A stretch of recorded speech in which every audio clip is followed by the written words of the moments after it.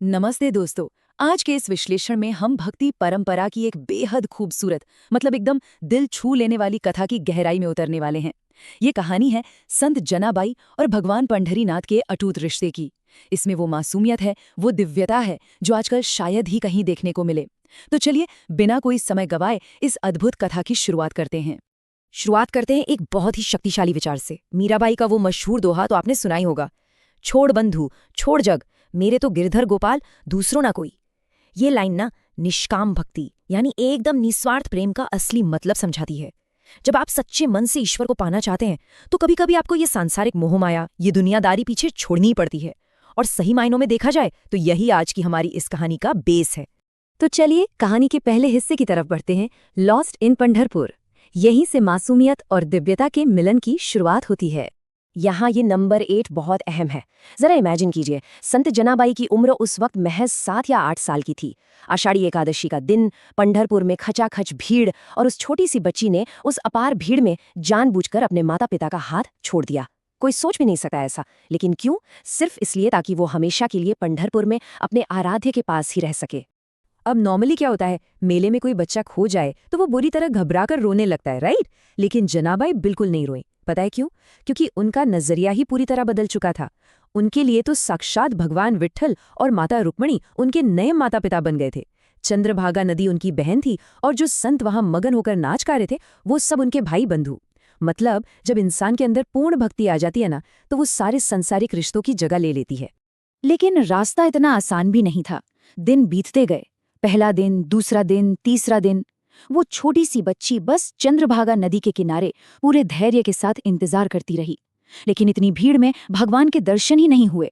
और फिर चौथे दिन उस मासूम का सब्र टूट गया और वो वहीं बैठकर फूट फूट कर रोने लगी। उनका वो रोना इतना तीव्र था कि भीड़ में नामदेव जी के पिता ने उन्हें सुना, और बिल्कुल एक पिता की तरह वो उस बच्चे को अपने घर ले आए। अब जरा नजरिया बदलते हैं। भाग 2, द लॉर्ड जॉइन्स कीर्तन।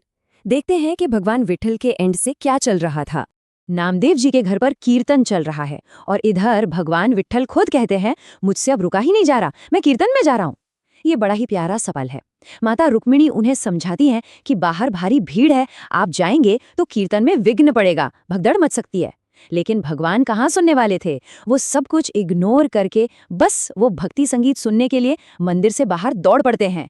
अब जरा उस दृश्य की कल्पना कीजिए। भगवान विट्ठल भीड़ के बीच पहुंच चुके हैं, पीतांबरी पहने हुए हैं, कानों में मछली के आकार के कुंडल झूल रहे हैं, सिर पर एक बेहद चमकदार मुकुट है, और वो उस भीड़ में आनंद मग्न होकर नाच रहे हैं। लेकिन यहाँ सबसे दिलचस्प बात क्या है पता है?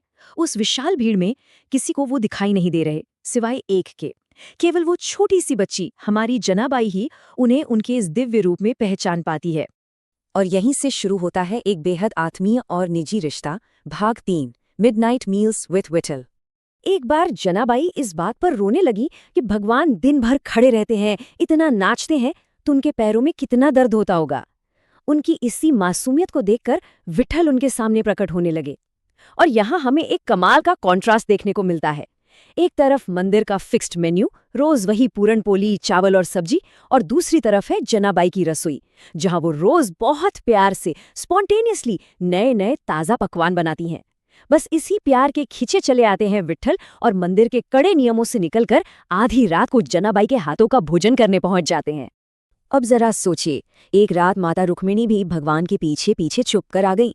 वो दूर से देखती है कि भगवान विट्ठल कितने प्रेम से जनाबाई के हाथ से खाना खा रहे हैं, और रुक्मिणी जी ये देखकर हैरान रह जाती हैं।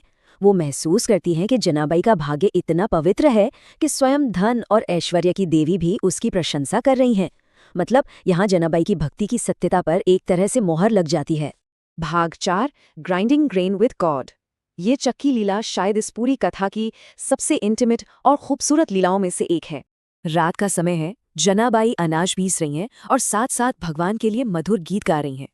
विट्ठल जी उनकी मदद करने बैठ जाते हैं।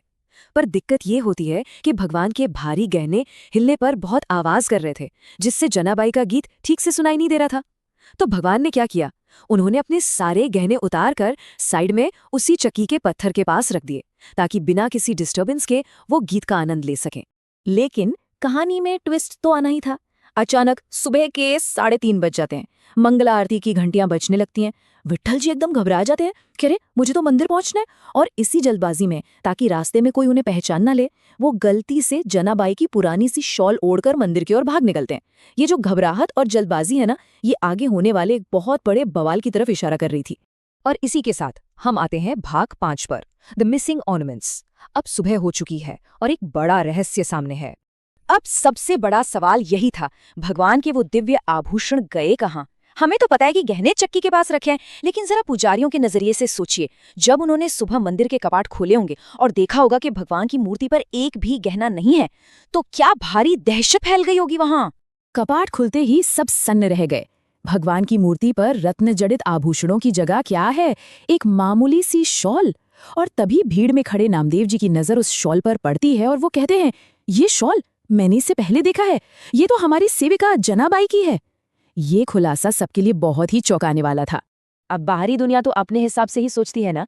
पुजारी बिना समय गवाए जनाबाई के घर पहुंच जाते हैं, वहां तलाशी होती है और चक्की के पास उन्हें आभूषण मिल जाते हैं। और फिर बिना कुछ सोचे समझे उस मासूम बच्ची पर सीधे चोरी का इल्जाम लगा दिया जाता है। वो दुनिया वाले रात की उस दिव्य लीला को समझने में पूरी तरह फेल हो जाते हैं। भाग 6, अल्टीमेट डिवाइन रेस्क्यू। यहाँ सांसारिक नियम और सच्ची मासूमियत आमने सामने थे। ये जो क्लाइमैक्स है, ये बहुत ही इंटेंस है। लोगों ने जनाबाई को सूली पर चढ़ाने का फैसला कर लिया, मौत की सजा।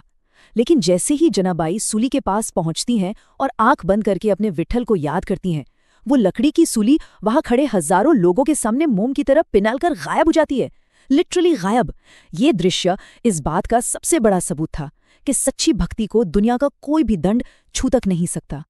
और इस अंतिम पड़ाव पर जब पूरी दुनिया के सामने जनाबाई की सच्चाई साबित हो चुकी थी, तो उन्होंने उसी क्षण अपने भौतिक शरीर का त्याग कर दिया। उन्होंने हमेशा के लिए खुद को उस दिव्य लीला में विलीन कर लिया। वो एक ऐसी दुनिया से हमेशा के लिए मुक्त हो गईं, जो उनके अपार प्रेम और उस मासूमियत को कभी समझ ही नहीं सकती थी। इस पूरी कथा को गहराई से समझने के बाद एक बहुत ही चुभता हुआ सवाल हमारे सामने रह जाता है। आज की इस दुनिया में जो कठोर नियमों, दिखावे और कर्मकांडों की इतनी दीवानी है, क्या हम पूर्ण और पवित्र भक्ति को पहचान भी पाएंगे अगर वो साक्षात हमारे सामने आ खड़ी हो? ये वाकई में बहुत गहराई से सोचने वाली बात है, और शायद यही निष्काम प्रेम का असली सार है।